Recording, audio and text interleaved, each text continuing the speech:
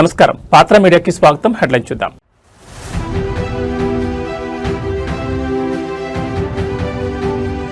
వెండితెర దళపతి ఇప్పుడు అసెంబ్లీ అధిపతి.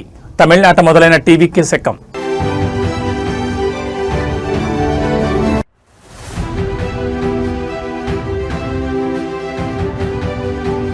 సంగారెడ్డిలో నిలిచిన కొనుగోళ్లు ఒక్క సెంటర్ కూడా తెరవలేరా అని ప్రశ్నించిన కేటీఆర్.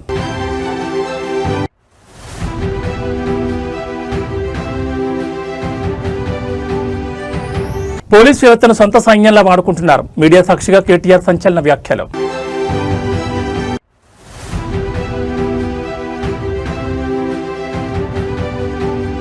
నారా లోకేష్ సమక్షంలో ఎంఓయూ 2029 వరకు పాఠశాలలో నిరంతరాయంగా రాగిజావ పంపిణీ. ఇక డీటెయిల్స్ చూస్తే తమిళనాడు రాజకీయ ముఖ చిత్రం ఒక్కసారిగా మారిపోయింది. దశాబ్దాలుగా రెండు ప్రధాన పార్టీల మధ్య సాగుతున్న ఆధిపత్య పోరులోకి ఒక సునామీలా దూసుకొచ్చారు దళపతి విజయ్. తన రాజకీయ పార్టీ తమిళగ వెట్రి కళగం స్థాపించిన అతి తక్కువ కాలంలోనే ఎన్నికల క్షేత్రంలో విజయ్ సాధించిన ఫలితాలు ఇప్పుడు దేశవ్యాప్తంగా చర్చనీయాంశంగా మారాయి. వెండితెరపై రికార్డులను తిరగరాసిన ఈ దళపతి ఇప్పుడు అసెంబ్లీ మెట్లెక్కేందుకు సిద్ధమవడంతో తమిళ రాజకీయాల్లో సరికొత్త శకం మొదలైందని రాజకీయ విశ్లేషకులు భావిస్తున్నారు. ఈ అపూర్వ విజయంపై వెల్లువెత్తున్న అభినందనలు, ఆసక్తికర విశ్లేషణలు చూస్తే తమిళనాడు అసెంబ్లీ ఎన్నికల ఫలితాల్లో టీవీకి అధినేత విజయ్ సృష్టించిన ప్రపంచం సామాన్యమైంది కాదు. గతంలో ఎంతో మంది స్టార్లు రాజకీయాల్లోకి వచ్చిన తొలి ప్రయత్నంలోనే ఇంతటి భారీ ఓట్ బ్యాంకును సంపాదించడం విజయ్కే సాధ్యమైందన్న చర్చ నడుస్తోంది. తమిళనాడు ఓటర్లు ఆలోచన విధానంలో వస్తున్న మార్పులకు ఈ ఫలితాల నిదర్శనం. ముఖ్యంగా యువత, మహిళా ఓటర్లు విజయ్ సిద్ధాంతాలకు ఆకర్షితులయ్యారు. సంప్రదాయ రాజకీయాలకు భిన్నంగా ఒక మార్పును కోరుకుంటున్న ప్రజల ఆకాంక్షలకు విజయ్ ఒక ప్రత్యామ్నాయంగా నిలిచారని రాజకీయ దిగ్గజాలు అభిప్రాయపడుతున్నారు. విజయ్ సాధించిన ఈ అవుట్స్టాండింగ్ ఎలక్టోరల్ డెబ్యూపై దేశవ్యాప్తంగా అభినందనలు అందుతున్నాయి. ప్రజా జీవితంలో అడుగుపెట్టిన ఆయన ప్రజల అంచనాలను అందుకుంటూ పూర్తి బాధ్యత మరియు నిబద్ధతతో పనిచేయాలని ఆకాంక్షిస్తూ పలువురు ప్రముఖులు సోషల్ మీడియా వేదికగా విషెస్ తెలియజేస్తున్నారు. విజయ్ రాకతో తమిళనాడు రాజకీయాల్లో ఒక కొత్త డైమెన్షన్ వచ్చి చేరింది. ద్రవిడ రాజకీయాల పురిటి గడ్డపై తనదైన ముద్ర వేస్తూ సామాజిక న్యాయం మరియు అభివృద్ధి ఎజెండాతో విజయ్ ముందుకు సాగుతున్నారు. ప్రజా సమస్యల పరిష్కారంలో ఆయన చూపే చొరవ కోసం ఇప్పుడు యావత్ తమిళనాడు ఆసక్తిగా ఎదురుచూస్తోంది. ఏదేమైనా సినీ గ్లామర్ను ప్రజాబలంగా మార్చుకోవడంలో విజయ్ 100% సఫలమయ్యారు. బాధ్యతాయుతమైన ప్రతిపక్షంగా లేదా నిర్ణయాత్మక శక్తిగా అసెంబ్లీలో ఆయన పోషించబోయే పాత్ర ఇప్పుడు అత్యంత కీలకం కానుంది. తమ అభిమాన నాయకుడు సాధించిన ఈ విజయంతో తమిళనాడు వ్యాప్తంగా టీవీకే శ్రేణులు పండుగ చేసుకుంటున్నారు. చెన్నై వీధులన్నీ ఇప్పుడు దళపతి నినాదాలతో హోరెత్తున్నాయి.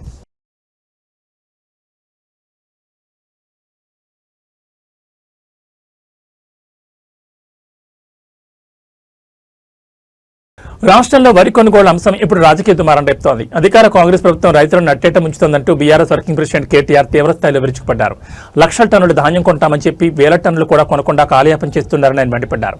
ముఖ్యంగా సంగారెడ్డి జిల్లాలో కొనుగోలు కేంద్రాల పరిస్థితిపై కేటీఆర్ చేసిన వ్యాఖ్యలు ఇప్పుడు హాట్ టాపిక్ గా మారాయి. వరి కొనుగోళ్లు జరుగుతున్న జాప్యంపై కేటీఆర్ ఎక్స్ వేదికగా రాష్ట్ర ప్రభుత్వంపై ఘాటు విమర్శలు చేశారు. పంటను కొనుగోలు చేస్తే మద్దతు ధర ఇవ్వాల్సి వస్తుందనే భయంతోనే కాంగ్రెస్ ప్రభుత్వం రాష్ట్ర వ్యాప్తంగా పంటల కొనుగోలు ప్రక్రియను నిలిపివేసిందని కేటీఆర్ ఆరోపించారు. ఈ యాసంగి సీజన్లో 95 లక్షల మెట్రిక్ టన్నుల వరి కొనుగోలు చేస్తామని ప్రగల్భాలు పలికిన ప్రభుత్వం ఇప్పటి వరకు కేవలం 9 లక్షల మెట్రిక్ టన్నులు మాత్రమే సేకరించిందని ఆయన ఎద్దేవా చేశారు. కొనుగోలు చేసిన ఆ కొద్దిపాటి ధాన్యానికి కూడా రైతులకు పైసా చెల్లించలేదని ధ్వజమెత్తారు. ఉమ్మడి మెదక్ జిల్లా పరిధిలోని సంగారెడ్డి జిల్లాలో ఒక్క వరి కొనుగోలు కేంద్రాన్ని కూడా ప్రభుత్వం ఏర్పాటు చేయలేదని, దీనివల్ల రైతులు తీవ్ర ఇబ్బందులు పడుతున్నారని ఆవేదన వ్యక్తం చేశారు. సివిల్ సప్లైస్ కార్పొరేషన్లో జరిగిన భారీ కుంభకోణమే ఈ కొనుగోలు జాప్యానికి ప్రధాన కారణమని కేటీఆర్ సంచలన ఆరోపణ చేశారు. రైతుల కష్టాన్ని ప్రభుత్వం పట్టించుకోవడం లేదని, తక్షణమే కొనుగోలు కేంద్రాలు ప్రారంభించి రైతులకు బకాయిలు చెల్లించాలని కేటీఆర్ డిమాండ్ చేశారు. కేటీఆర్ చేసిన ఈ విమర్శలపై ప్రభుత్వం ఎలా స్పందిస్తుందో వేచి చూడాలి.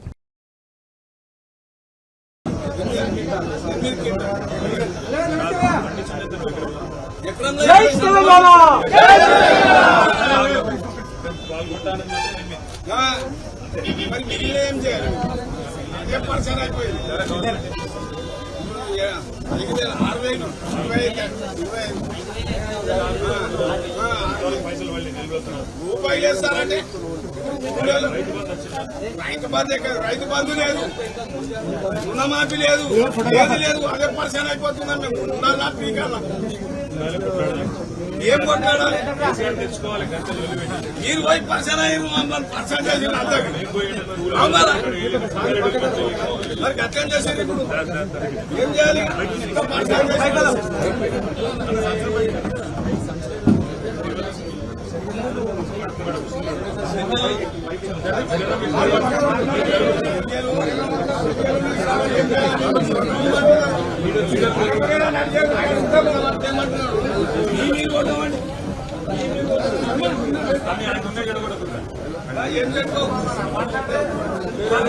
ప్రభుత్వం యొక్క ఆలోచన ఒకటే కనబడతా ఉన్నది. ప్రభుత్వం ఏమనుకుంటుందంటే అసలు ఈ జోకుడు కొనుడు ఇవి బంధు పెడితే మరి మద్దతు ధర ఇచ్చే బాధ తప్పుతుంది, బోనస్ ఇచ్చే బాధ తప్పుతుంది, లేకపోతే జోకితే కొంటే మళ్ళా రైతుకు పైసలు ఇవ్వాలి, మళ్ళా రైతు కోపానికి వస్తాడని చెప్పి ఇవాళ మొత్తంగా ఎక్కడ కొనుగోలు చేయకుండా తప్పించుకునే ప్రయత్నం చేస్తా ఉన్నది.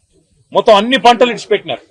అన్ని వరి, మొక్కజొన్న, అదే విధంగా తెల్లజొన్న, శనిగలు, రాష్ట్ర వ్యాప్తంగా ఏ పంట కొనుగోలు కూడా సరిగా జరగడం లేదు. కేసీఆర్ ప్రభుత్వం ఉన్నప్పుడు మా గౌరవ ఎమ్మెల్యేలు ఒక మాట చెప్తే రైతుల నుంచి విజ్ఞప్తి వస్తే ఎటువంటి కండిషన్లు పెట్టకుండా ఎట్లాంటి ఆంక్షలు పెట్టకుండా మొత్తం సంపూర్ణంగా పంట మొత్తం ప్రభుత్వమే కొంటుండే. కానీ ఇవాళ పరిస్థితి ఈ యాసంగి సీజన్ లో 95 లక్షల మెట్రిక్ టన్నుల వరి కొనుగోలు చేస్తామని చెప్పి ప్రభుత్వం చెప్పింది. కానీ ఈ రోజు వరకు 4 మే 2026 వరకు ఇప్పటి వరకు 9 లక్షల మెట్రిక్ టన్నులు మాత్రమే కొన్నారు. వాళ్ళకు కూడా ₹1 కూడా ఇంతవరకు ఒక్క రైతు కూడా వేయలేదు. మొత్తం రాష్ట్రం మొత్తం 9,500 కొనుగోలు కేంద్రాలు ఉండాల్సి ఉంటే ఈ రోజు వరకు 6,000 మాత్రమే తెరిచినారు. ఏది ఇక్కడ ఇప్పుడు సంగారెడ్డి జిల్లాలో ఇప్పుడే సోదరుడు రాజశేఖర రెడ్డి అనే రైతు చెప్తున్నాడు, ఒక్కటంటే ఒకటి వరి కొనుగోలు కేంద్రం ఈ రోజు వరకు పెట్టలే. అంటే ఎంత అన్యాయమైన పరిస్థితి అంటే సెంటర్లు పెట్టరు, పెడితే రైస్ మిల్ అలాట్ చేయరు, అట్లాగే ఆ సెంటర్ లో గన్ని బ్యాగులు దొరకాయి, సుతిల్ దారం ఉండదు, అకాల వర్షాలతో నష్టం కిందైతే కప్పెతందుకు టార్పాలిన్లు లేవు. అంటే ఉద్దేశం ఏంది ప్రభుత్వం అందంటే అడ్డికో పావుసేరికో రైతు బయటికి. రాష్ట్రంలో సోషల్ మీడియా అరెస్టులు, రాజకీయ వేధింపులు ఇప్పుడు తీవ్ర చర్చకు దారితీస్తున్నాయి. సంగారెడ్డి జైల్లో రిమాండ్ లో ఉన్న బీఆర్ఎస్ సోషల్ మీడియా కన్వీనర్ మన్నే క్రిషాంక్ ను పార్టీ వర్కింగ్ ప్రెసిడెంట్ కేటీఆర్ ఈ రోజు పరామర్శించారు. జైలు నుంచి బయటకు వచ్చిన అనంతరం మీడియాతో మాట్లాడిన కేటీఆర్ కాంగ్రెస్ ప్రభుత్వంపై నిప్పులు చెరిగారు. ప్రతీకార రాజకీయాలతో ప్రతిపక్ష గొంతు నొక్కే ప్రయత్నం చేస్తున్నారని మండిపడ్డారు. సంగారెడ్డి జైల్లో మన్నే క్రిషాంక్ తో భేటీ అయిన కేటీఆర్ ఆయనకు పార్టీ అండగా ఉంటుందని భరోసా ఇచ్చారు. అనంతరం మీడియాతో మాట్లాడుతూ కీలక వ్యాఖ్యలు చేశారు. క్రిషాంక్ ఒక ఉన్నత విద్యావంతుడు మరియు పీహెచ్డీ హోల్డర్, కేవలం ప్రభుత్వం చేస్తున్న అవినీతిని ప్రశ్నిస్తున్నందుకే ఆయనపై వరుసగా అక్రమ కేసులు బనాయిస్తున్నారని కేటీఆర్ ఆరోపించారు. 4 ఏళ్ల కంటే తక్కువ శిక్ష పడే కేసులో స్టేషన్ బెయిల్ ఇవ్వాల్సిన కావాలనే 12 రోజులుగా జైల్లో ఉంచి హ్యాబిచువల్ అపెండర్ గా చిత్రీకరించడం దుర్మార్గమని ఆయన ధ్వజమెత్తారు. రాష్ట్రంలో పట్టపగలే కాల్పులు, నేరాలు జరుగుతుంటే పట్టించుకుని ప్రభుత్వం కేవలం సోషల్ మీడియా పోస్టులను పట్టుకుని రాజకీయ నాయకులను వేధించడమే పనిగా పెట్టుకుందని ఎద్దేవా చేశారు. పోలీసు వ్యవస్థను కాంగ్రెస్ తన సొంత సైన్యంలా వాడుకుంటోందని, ఈ అక్రమ అరెస్టులపై తాము న్యాయస్థానంలో తేల్చుకుంటామని, త్వరలోనే కోర్టులో ధిక్కార పిటిషన్ దాఖలు చేస్తామని కేటీఆర్ స్పష్టం చేశారు. ప్రశ్నించే గొంతుకలను జైలు పాలు చేసినంత మాత్రాన భయపడే ప్రసక్తే లేదని, కాంగ్రెస్ వైఫల్యాలను ఎండగడుతూనే ఉంటామని కేటీఆర్ పునరుద్ఘాటించారు. ఈ పర్యటనలో కేటీఆర్ వెంట పలువురు బీఆర్ఎస్ సీనియర్ నాయకులు మరియు కార్యకర్తలు పాల్గొన్నారు. కేసులు పనికిమాలిన వేధింపులు అన్నట్టుగా నడుస్తా ఉంది. మా సోదరుడు మన్నే క్రిషాంక్ గారు విద్యార్థి ఉద్యమంలో ఉస్మానియా యూనివర్సిటీ నుండి ఒక ధృవతార మాదిరిగా ఆనాడు అప్పుడున్న ప్రభుత్వానికి వ్యతిరేకంగా పోరాటం చేసి, మరి పోరాటంలో ముందుండి నడిచి, తర్వాత క్రమక్రమంగా తెలంగాణ రాష్ట్రం వచ్చిన తర్వాత పెద్దలు కేసీఆర్ గారి ఆశీస్సులతో తెలంగాణ స్టేట్ మినరల్ డెవలప్మెంట్ కార్పొరేషన్కి చైర్మన్గా పనిచేసిన ఒక బాధ్యత కలిగిన సోదరుడు. స్వయంగా తాను కూడా ఒక న్యాయవాది, చదువుకున్న పిల్లోడు, పీహెచ్డీ చేసిన పిల్లోడు. మరి అట్లాంటి తమ్ముడు గత 2.5 సంవత్సరాలుగా ఒకటే పని చేస్తా ఉన్నాడు. ఈ ప్రభుత్వంలో జరుగుతున్న అవినీతిని అడుగడుగునా ప్రశ్నిస్తున్నాడు, బయటపెడుతున్నాడు. ప్రభుత్వం చేస్తున్న అరాచకాల్ని ఎప్పటికప్పుడు వెలుగులోకి తెస్తా ఉన్నాడు, ప్రజల దృష్టికి తెస్తా ఉన్నాడు. ఇవాళ ఆయన మీద కోపంతో ఆయనని ఒక పనికిమాలిన కేసులో, నిజానికైతే ఆయన మీద పెట్టిన కేసు 4 ఏళ్ల కంటే తక్కువ శిక్ష పడే కేసు, స్టేషన్లోనే బెయిల్ ఇచ్చి పంపించాల్సిన కేసు. కానీ ముఖ్యమంత్రి గారు, నేను ముఖ్యమంత్రి గారిని కోరుతా ఉన్నా, ఈ ప్రభుత్వాన్ని డిమాండ్ చేస్తా ఉన్నా, మీరు బీఆర్ఎస్ సోషల్ మీడియా మీద, బీఆర్ఎస్ నాయకత్వం మీద మీరు పెట్టే శ్రద్ధలో ఒక పైసా ఈ రాష్ట్రంలో శాంతి భద్రతల అదుపు మీద, రాష్ట్రంలో జరుగుతున్న అరాచకమైన నేరాల మీద కొద్దిగా దృష్టి పెట్టండి. నిన్న కరీంనగర్లో చూడండి, పట్టపగలు 11 గంటలకు, ఉదయం పగలు కూడా కాదు, ఉదయం 11 గంటలకి ఒక జ్యువెలరీ షాప్ మీద దాడి చేసి 4గురిని తుపాకీతో కాల్చేసి వాళ్ళందరూ హాస్పిటల్లో చావు బతుకుల్లో కొట్లాడుతూ ఉన్నారు. అట్లాంటి పరిస్థితులు ఇవాళ రాష్ట్రంలో ఉంటే మీకేమో ఇంతసేపు మీ మీద ఎవరు ట్వీట్ పెట్టారు, ఎవరు ఇన్స్టాగ్రామ్లో పోస్ట్ పెట్టారు, దీనివల్ల రేవంత్ రెడ్డి గారికి పరువు ఏమవుతుంది? ఆయనకు అసలు పరువు ఉంటే కదా పోనీకే. ఆయనకు అసలు సిగ్గంటూ ఉంటే, లజ్జ అంటూ ఉంటే, ఇచ్చిన హామీలు నెరవేర్చకుండా తప్పించుకొని తిరుగుతున్న ముఖ్యమంత్రి గారు దీని గురించి ప్రజలేమనుకుంటున్నారో వినే ప్రయత్నం చేయండి. మా నా పేరు అంతా విషయం అంతా హ్యాకర్లను తెచ్చి మా ముఖ్య నాయకుల ఫోన్లని హ్యాక్ చేయడం, అందులో ఏ రకంగా మరి ఏమేమి ఎవరెవరితో సంభాషిస్తున్నారో తెలుసుకునే ప్రయత్నం చేయడం, జర్నలిస్టులను కూడా ఇబ్బంది పెట్టడం, భయపెట్టడం, జైళ్లలో పెట్టడం, వారి ఫోన్లను కూడా ఇవాళ అబ్జర్వేషన్ లో పెట్టడం. ఇవాళ ఈ రాష్ట్రంలో జరుగుతున్న ఈ అరాచక పర్వం ఏదైతే ఉందో దీనికి భయపడే ప్రసక్తే లేదు. ముఖ్యమంత్రి గారికి నేను చెప్పేది, రేవంత్ రెడ్డికి ఇంతకింత చెల్లించుకుంటావు, ఇంతకింత నువ్వే బాధపడే రోజు వస్తుంది. ఈ హ్యాకింగులు, ఈ ట్యాపింగులు, ఈ డ్రామాలు, జైళ్లు ఇవి బంద్ పెట్టి పరిపాలన మీద దృష్టి పెట్టు. రైతులు అల్లాడిపోతున్నారు, వాళ్ళని చూడు. రాష్ట్రంలో అరాచక పర్వం జరుగుతా ఉన్నది, నేరం పెరిగిపోతా ఉంది, దాన్ని చూడు. నువ్వే హోంమంత్రివి, మరి ఆ పని చేయకుండా ఇవాళ ఈ పని ఏదైతే చేస్తా ఉన్నావో మమ్మల్ని వేధించే పని, దీనికి తప్పకుండా మూల్యం చెల్లించుకుంటారని చెప్తూ క్రిషాంక్, అదేవిధంగా రాష్ట్ర వ్యాప్తంగా మా పార్టీ కోసం ప్రపంచవ్యాప్తంగా పనిచేస్తున్న మా సోషల్ మీడియా వారియర్స్ ఎవరైతున్నారో ఆంధ్రప్రదేశ్ రాష్ట్రంలో రహదారుల అభివృద్ధి సరికొత్త పొంతలు తొక్కుతోంది. గత 5 ఏళ్ల పాలనలో ఎదుర్కొన్న కష్టాలకు చరమగీతం పాడుతూ కూటమి ప్రభుత్వం రాష్ట్ర వ్యాప్తంగా రహదారుల మరమ్మతులు మరియు నూతన రోడ్ల నిర్మాణానికి ప్రాధాన్యమిస్తోంది. ఒకప్పుడు గుంతలమయంగా మారి ప్రమాదాలకు నిలయంగా ఉన్న రోడ్లు ఇప్పుడు ప్రయాణికులకు సురక్షితమైన అనుభూతినిస్తున్నాయి. రాష్ట్రంలో రహదారుల దుస్థితిపై ప్రభుత్వం ప్రత్యేక దృష్టి సారించి యుద్ధ ప్రాతిపదికన అభివృద్ధి పనులు చేపట్టింది. వైసీపీ హయాంలో రోడ్ల నిర్వహణను పూర్తిగా విస్మరించడంతో రాష్ట్ర వ్యాప్తంగా రహదారులు గుంతలమయంగా మారాయని, దీనివల్ల ప్రజలు నిత్యం ప్రమాదాలకు గురై తీవ్ర ఇబ్బందులు పడ్డారని ప్రభుత్వం గుర్తు చేస్తోంది. కూటమి ప్రభుత్వ అధికారంలోకి వచ్చిన వెంటనే పెండింగ్ లో ఉన్న రోడ్ల పనులకు నిధులు కేటాయించింది. ప్రజల ప్రాణాలకు రక్షణ కల్పిస్తూ ఎక్కడ అడ్డంకులు లేకుండా సాఫీగా ప్రయాణించేలా నూతన రోడ్లను నిర్మిస్తోంది. మౌలిక సదుపాయాల కల్పనలోని అసలైన అభివృద్ధి దాగి ఉందని, రోడ్ల అభివృద్ధి ద్వారా రవాణా వ్యవస్థను బలోపేతం చేస్తున్నామని పాలకులు స్పష్టం చేస్తున్నారు. ఊరు వాడా తేడా లేకుండా ప్రతి చోట బీటీ రోడ్ల నిర్మాణానికి శ్రీకారం చుట్టారు. ఇది కూటమి ప్రభుత్వం అభివృద్ధి. కళ్ళు లేని వారు, కళ్ళు లేని కబోదులు ఎవరన్నా ఉంటే ఈ రోడ్డు మీద వచ్చి అభివృద్ధి అంటే ఏంటో చూడొచ్చు. వలస పక్షులు కావచ్చు, మరి కొంతమంది వైసీపీ పార్టీ వాళ్ళు మాట్లాడుతున్నారు. ఇలా ప్రతి మండలంలో కూడా ఇలాంటి బీటీ రోడ్లు కోట్ల రూపాయలతో వేశాం. వారందరూ వచ్చి కాఫీకో, టీకో, భోజనానికో రక్షణంగా ప్రశాంతంగా మా రోడ్ల మీద వెళ్ళొచ్చు. కళ్ళుండి కబోదులారా వెళ్ళి చూడండి. ప్రభుత్వ పాఠశాలలో చదువుతున్న విద్యార్థుల ఆరోగ్యానికి ఏపీ ప్రభుత్వం పెద్దపీట వేస్తోంది. శ్రీ సత్యసాయి సేవా ట్రస్ట్ సహకారంతో గత కొంతకాలంగా విజయవంతంగా కొనసాగుతున్న రాగిజావ పంపిణీ పథకాన్ని మరో 3 ఏళ్ల పాటు పొడిగిస్తూ ప్రభుత్వం కీలక నిర్ణయం తీసుకుంది. విద్యాశాఖ మంత్రి నారా లోకేష్ సమక్షంలో ఈ మేరకు అధికారిక ఒప్పందం కుదిరింది. రాష్ట్ర వ్యాప్తంగా ఉన్న ప్రభుత్వ పాఠశాలల విద్యార్థులకు పౌష్టికాహారాన్ని అందించే లక్ష్యంతో ఈ పథకాన్ని కొనసాగించనున్నారు. విద్యాశాఖ మంత్రి నారా లోకేష్ సమక్షంలో శ్రీ సత్యసాయి సేవా ట్రస్ట్ ప్రతినిధులు మరియు విద్యాశాఖ అధికారులు ఒప్పంద పత్రాలపై సంతకాలు చేశారు.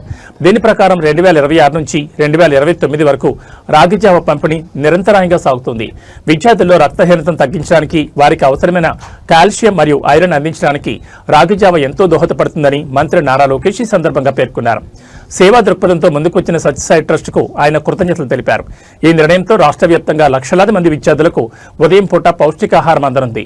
గతంలో ఈ పథకానికి వచ్చిన స్పందన దృష్ట్యా దీన్ని మరింత పకడ్బందీగా అమలు చేయాలని ప్రభుత్వం భావిస్తోంది.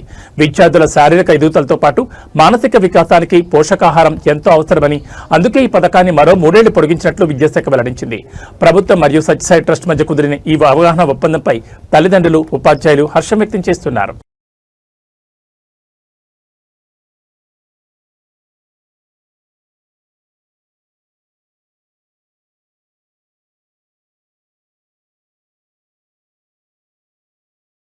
రాజకీయాలంటేనే పొత్తులు, ఎత్తుగడలు. ఈ రోజుల్లో 2 పార్టీలతోనూ 4 పార్టీలతోనూ జట్టు కట్టకుండా ఎన్నికల బరిలోకి దిగడం అంటే సాహసమని చెప్పాలి.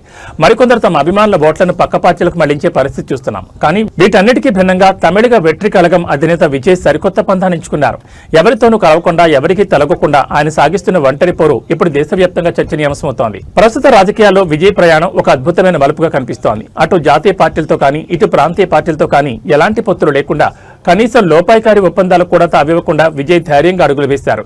ప్రతి నియోజకవర్గంలోనూ తన అభ్యర్థులను నిలబెట్టి నేనే అభ్యర్థిని, నా ముఖం చూసి ఓటేయండి అని ఆయన ఇచ్చిన పిలుపు జనాల్లోకి బలంగా వెళ్లింది. ముందస్తు ఫలితాల సరళిని గమనిస్తుంటే ప్రజలు విజయ్ని బాగా నమ్మినట్లు కనిపిస్తోంది. సంప్రదాయంగా రాజకీయ సమీకరణను పక్కన పెట్టి కేవలం తన సిద్ధాంతాలు మరియు వ్యక్తిత్వంపై భరోసాతో ఆయన సాధిస్తున్న లీడ్స్ ప్రత్యర్థి పార్టీలకు గట్టి సంకేతాలు పంపుతున్నాయి. హీరోలు రాజకీయాల్లోకి రావడం కొత్తేమీ కాకపోయినా ఇలాంటి క్లిష్ట పరిస్థితుల్లో ఒంటరిగా పోరాడి విజయం దిశగా వెళ్లడం విజయ్ రాజకీయ పరిణతిని చాటి చెప్తోంది. ఎవరికీ మద్దతు తెలపకుండా కేవలం ప్రజలని నమ్ముకుని బరిలోకి దిగిన విజయ్కు జనం నీరాజనాలు పలికారు. ఈ ఫలితాలు ఇలాగే కొనసాగితే భవిష్యత్తులో ప్రాంతీయ రాజకీయాల్లో విజయ్ ఒక తిరుగులేని శక్తిగా ఎదగడం ఖాయమని విశ్లేషకులు అభిప్రాయపడుతున్నారు.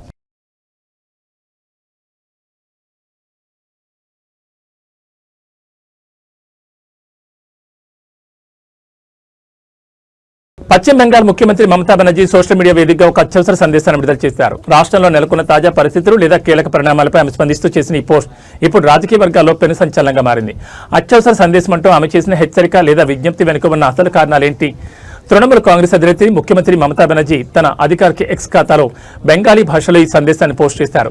రాష్ట్ర ప్రజలను ఉద్దేశించి ఆమె చేసిన ఈ పోస్టులో అత్యవసర అంశాలను ప్రస్తావించారు. ఏదైనా విపత్తుకు సంబంధించిన హెచ్చరిక లేదా రాజకీయపరమైన కీలక ప్రకటన చేసే సమయంలో మాత్రమే ఆమె ఇలాంటి పదజాలను ఉపయోగిస్తారు. ఈ అర్జెంట్ మెసేజ్ నిమిషాల వ్యవధిలోనే వేల సంఖ్యలో రీట్వీట్లు, షేర్లతో వైరల్గా మారింది. బెంగాల్ వ్యాప్తంగా ఉన్న టీఎంసీ శ్రేణులు మరియు సాధారణ ప్రజలు ఈ సందేశంపై ఆందోళన మరియు ఆసక్తిని వ్యక్తం చేస్తున్నారు. ప్రస్తుతం రాష్ట్రంలో ఉన్న రాజకీయ ఉత్కంఠత లేదా పరిపాలనాపరమైన నిర్ణయాల నేపథ్యంలో దీదీ ఈ విధంగా స్పందించడం ప్రాధాన్యత సంతరించుకుంది. మమతా బెనర్జీ ఇచ్చిన ఈ అత్యవసర సందేశంపై మరిన్ని పూర్తిస్థాయి వివరాలు అందాల్సింది. ఆమె నేరుగా ప్రజలను ఉద్దేశించి మాట్లాడనున్నారా, లేక ప్రభుత్వం తరపున ఏదైనా కీలక ఉత్తర్వులు వెలువడనున్నాయా అనేది వేచి చూడాలి. সবাইকে নমস্কার জানিয়ে বলছি, প্লিজ দয়া করে কেউ কাউন্টিং এজেন্টরা এবং প্রার্থী ক্যান্ডিডেটরা তারা ভোটিং এলাকা ছেড়ে আসবেন না। স্ট্রং রুমে যেখানে কাউন্টিং হচ্ছে মানে সেন্টারে সেখান ছেড়ে কেউ আসবেন না। এটা বিজেপির প্ল্যান। প্রথম 2-3 রাউন্ডে আমি কালকে থেকেই বলছি যে ওদেরগুলো আগে দেখাবে, আমাদেরগুলো পরে দেখাবে। এবং অনেক জায়গায় 2-3 রাউন্ড কাউন্টিং করার পরে প্রায় 100টা জায়গায় কাউন্টিং বন্ধ করে রেখে দিয়েছে। এবং কল্যাণীতে ধরা পড়েছে 7টা মেশিন যেখানে কোনো মিল নেই। এটা টোটাল ফোর্সফুলি সেন্ট্রাল ফোর্সকে দিয়ে চারিদিকে তৃণমূল কংগ্রেসের উপর অত্যাচার করছে, অফিস ভাঙছে, জোর করে দখল করছে। এসআইআর নামে আপনারা দেখেছেন ভোট লুট করেছে যাতে যে সিটগুলো জিততে পারে। কিন্তু এখনও এমন 70টা সিট আছে, 100টা সিট আছে যেগুলো আমরা এগিয়ে আছি সেগুলো বলছে না। টোটালটাই মিথ্যে নিউজ খাওয়াচ্ছে। আগে ডিআইসিও এই খবরগুলো দিত, কিন্তু তাকে কালকে চেঞ্জ করে দেওয়া হয়েছে। টোটালটাই ইলেকশন কমিশন নিজের ইচ্ছে মতো খেলছে এবং সাথে কেন্দ্রীয় বাহিনীকে নিয়ে। এবং আমাদের পুলিশরা টোটাল মাথা নত করে কেন্দ্রীয় বাহিনীর আন্ডারে কাজ করছে। সুতরাং আমি সব আমাদের কাউন্টিং এজেন্টদের, আমাদের সমস্ত পার্টির কর্মীদের বলবো, অত মন খারাপ করার কারণ নেই। আমি বলেছিলাম সূর্যাস্তের পরে আপনারা জিতবেন। 3 রাউন্ড 4 রাউন্ড কাউন্ট হলেও এটা 14 রাউন্ড থেকে 18 রাউন্ড কাউন্ট হয়, তখন আপনারা জিতবেন। Wait and see, watch. আমরা সবাই আপনাদের সাথে আছি, আপনারা কেউ ভয় পাবেন না, নিশ্চিন্তে থাকুন। আমরা বাঘের বাচ্চার মতো লড়াই করে যাব। ఆరోగ్య భద్రత, ప్రజా సంక్షేమ ధ్యేయంగా కూటమి ప్రభుత్వం అడుగులు వేస్తోంది. ఆర్థిక ఇబ్బందులతో వైద్యం చేయించుకోలేని పేదలకు ముఖ్యమంత్రి సహాయ నిధి ఒక వరంలా మారుతోంది. తూర్పుగోదావరి జిల్లా నిడదవోలులో పర్యటించిన రాష్ట్ర పర్యాటక శాఖ మంత్రి కందుల దుర్గేష్ పలువురు లబ్ధిదారులకు సీఎం రిలీఫ్ ఫండ్ చెక్కులు పంపిణీ చేశారు. నిడదవోలు మండల పరిషత్ కార్యాలయంలో ఈ కార్యక్రమం నిర్వహించబడింది. నియోజకవర్గ వ్యాప్తంగా ఉన్న బాధితులకు మంత్రి భరోసా కల్పించారు. నియోజకవర్గ పరిధిలోని 54 మంది లబ్ధిదారులకు సంబంధించి 26.41 లక్షల విలువైన సీఎం సహాయ నిధి చెక్కులను మంత్రి కందుల దుర్గేష్ స్వయంగా అందజేశారు. చెక్కులు పంపిణీ చేయడమే కాకుండా లబ్ధిదారుల వద్దకు వెళ్లి వారి ప్రస్తుత ఆరోగ్య స్థితిగతులను మంత్రి అడిగి తెలుసుకున్నారు. ప్రభుత్వం ఎల్లప్పుడూ అండగా ఉంటుందని వారికి ధైర్యం చెప్పారు. ఇప్పటి వరకు నిడదవోలు నియోజకవర్గంలో మొత్తం 835 మంది లబ్ధిదారులకు 5.93 కోట్ల మేర ముఖ్యమంత్రి రిలీఫ్ ఫండ్ అందించినట్లు మంత్రి ఈ సందర్భంగా వెల్లడించారు. ప్రజల ప్రాణాలకు రక్షణ కల్పించడం, మెరుగైన వైద్యం పేదలకు చేరువ చేయడమే లక్ష్యంగా ప్రభుత్వం పనిచేస్తోందని ఆయన స్పష్టం చేశారు. క్లిష్ట పరిస్థితుల్లో ప్రభుత్వం నుంచి ఆర్థిక సహాయం అందడం పట్ల లబ్ధిదారులు మరియు వారి కుటుంబ సభ్యులు హర్షం వ్యక్తం చేస్తూ ముఖ్యమంత్రికి మరియు మంత్రి కందుల దుర్గేష్ కి కృతజ్ఞతలు తెలిపారు. ఈ కార్యక్రమంలో స్థానిక అధికారులు మరియు కూటమి నేతలు పాల్గొన్నారు.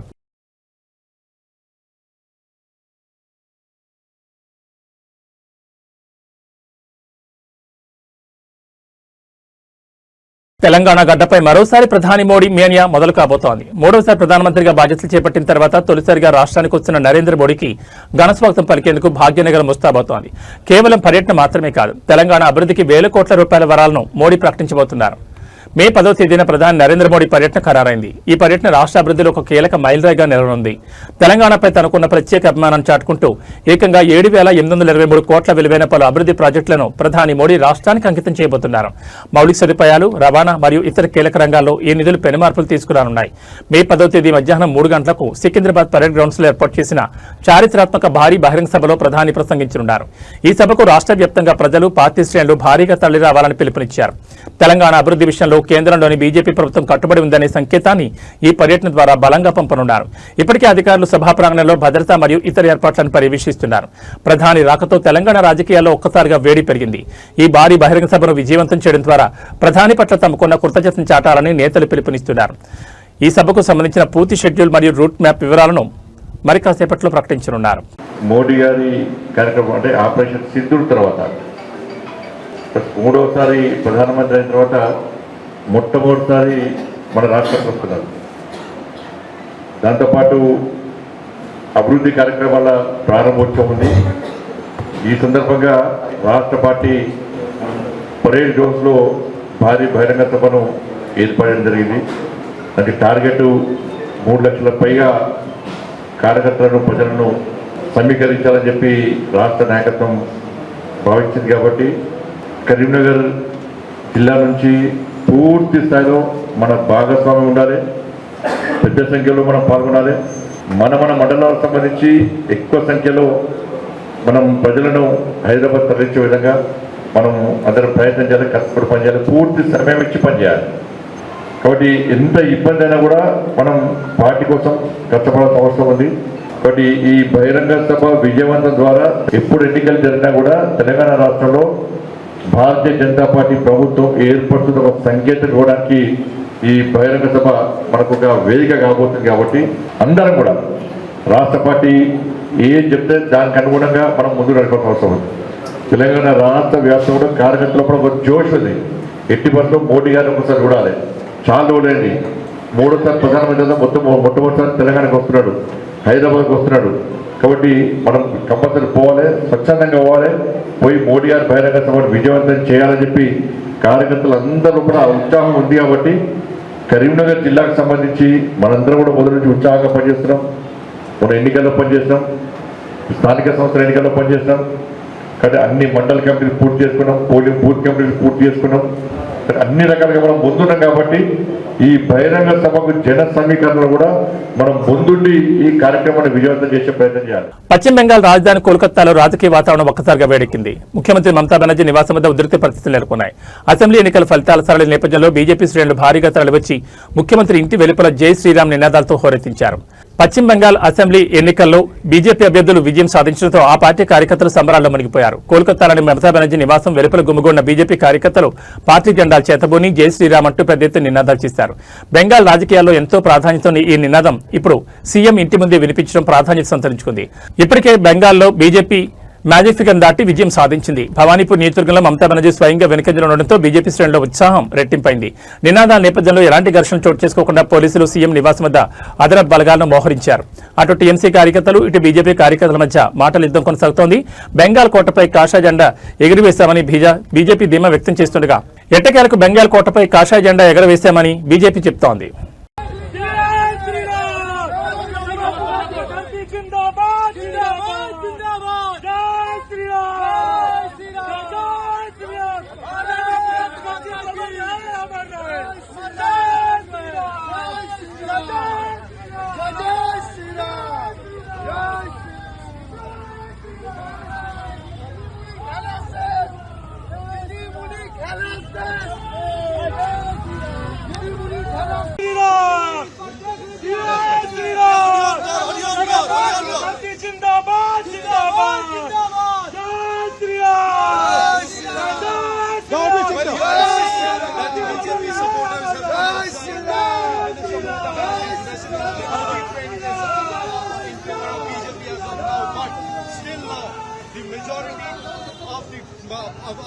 Of the rounds are still left. Trinamool Congress seems to be এতক্ষণ ধরে স্লোগানিং চলছে স্যার, আপনারা অ্যালাউ করছেন?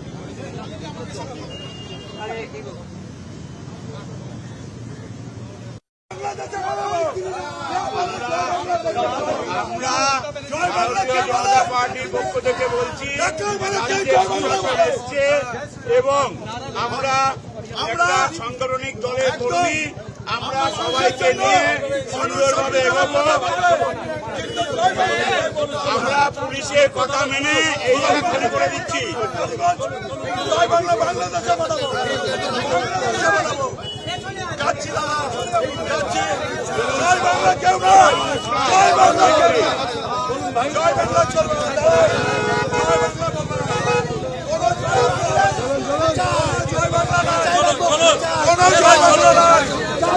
জয় বাংলা হবে পরে কি হয় দেখছি এবারে একদম বাংলাদেশে পাঠাবো।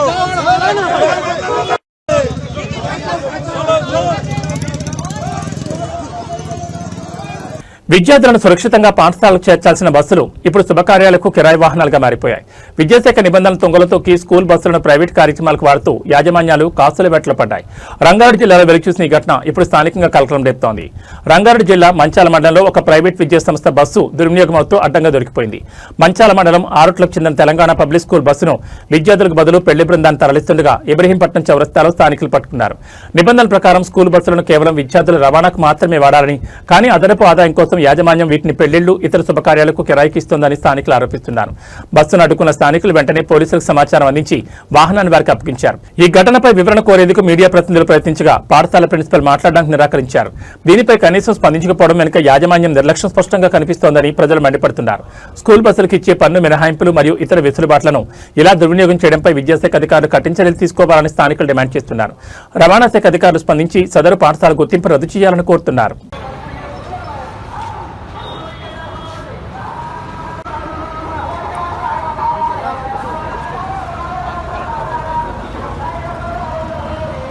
హైదరాబాద్ శివార్లోని జవహర్ నగర్ డంపింగ్ యార్డ్ సమస్య మరోసారి తెరపైకి వచ్చింది. ఇక్కడి కాలుష్యం మరియు దుర్వాసనతో అల్లాడుతున్న స్థానిక ప్రజల గోడును వినేందుకు ప్రభుత్వం సిద్ధమైంది. Jawahar Nagar anti dumping yard joint action committee ప్రతినిధులు ముఖ్యమంత్రి రేవంత్ రెడ్డి కలిసి కీలక వినతిపత్రం సమర్పించారు.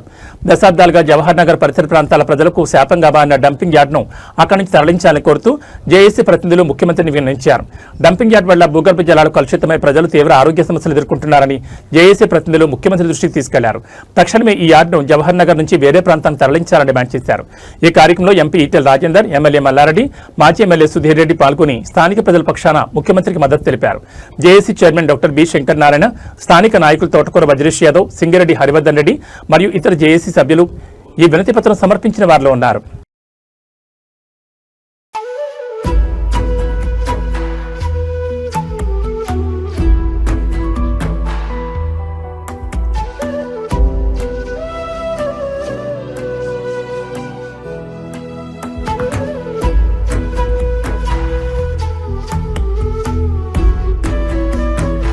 మ్యాచ్ స్టార్ గోపీచంద్ అభిమానులకు అదిరిపోయే అప్డేట్ వచ్చేసింది. వరుస యాక్షన్ సినిమాలతో అలరించే గోపీచంద్ ఇప్పుడు తన 34వ చిత్రాన్ని పట్టాలెక్కించారు.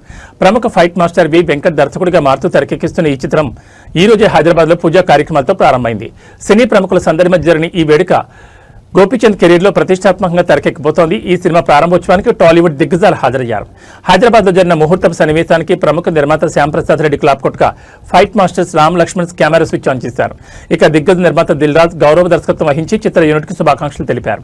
ఈ చిత్రంలో మలయాళ ముద్దుగుమ్మ అనార్కలి నజర్ టాలీవుడ్ లోకి ఎంట్రీ ఇస్తోంది. యాక్షన్ మాస్టర్ గా పేరున్న వి వెంకట్ ఈ సినిమాతో మెగాఫోన్ పడుతుండడం విశేషం. విజయ్ చెల్లా, శశిదేవి రెడ్డి నిర్మిస్తున్న ఈ చిత్రానికి శామ్ సిఎస్ సంగీతాన్ని అందిస్తుండగా శ్యామ్ దత్ ఛాయాగ్రహణ బాధ్యతలు చేపట్టారు. శివ నిర్మాణ, కేఎల్ దామోదర్ ప్రసాద్ వంటి ప్రముఖులు ఈ సినిమా స్క్రిప్ట్ అందించడంలో భాగస్వాములయ్యారు. బలమైన భావోద్వేగాలతో కూడిన సరికొత్త యాక్షన్ డ్రామాగా ఈ సినిమా ఉండబోతుందని చిత్రవర్గాలు వెల్లడించాయి. గోపీచంద్ర మరోసారి full length action fact role లో చూడబోతున్నామన్న వార్త ఇప్పుడు వైరల్ గా మారింది. త్వరలోనే ఈ సినిమా రెగ్యులర్ చిత్రీకరణ ప్రారంభం కానుంది. గోపీచంద్ మార్క్ యాక్షన్ మరియు సెంటిమెంట్ కలగలిసిన ఈ సినిమా బాక్సాఫీస్ వద్ద ఎలాంటి విజయాన్ని అందుకుంటుందో వేచి చూడాలి.